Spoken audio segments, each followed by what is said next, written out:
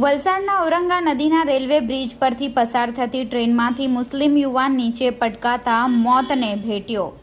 વલસાડના ઔરંગા નદીના railway bridge પરથી વાપીથી સુરત તરફ જઈ રહેલી ટ્રેનમાં કોઈક અગમ્ય કારણોસર મુસ્લિમ યુવાન ટ્રેનમાંથી નીચે પટકાયો હતો। નીચે પટકાતા યુવાનનું કરુણ મોત નીપજ્યું।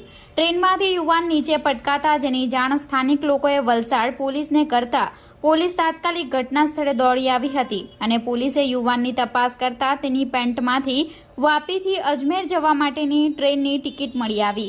ત્યારબાદ વલસાડ પોલીસે નિકુંજ પટેલને જાણ કરતા તેઓ પોતાની એમ્બ્યુલન્સ લઈ તાત્કાલિક ઘટના સ્થળે પહોંચી અને હાજર યુવાનોની મદદ લઈ મુસ્લિમ યુવાનની ડેડ બોડીને એમ્બ્યુલન્સ મૂકી વલસાડની સિવિલ હોસ્પિટલ ખાતે પીએમ અર્થે ખસેડવામાં આવી હતી। પોલીસે અકસ્માત મોતનો ગુનો નોંધી આગળની વધુ કાર્યવાહી હાથ ધરી છે।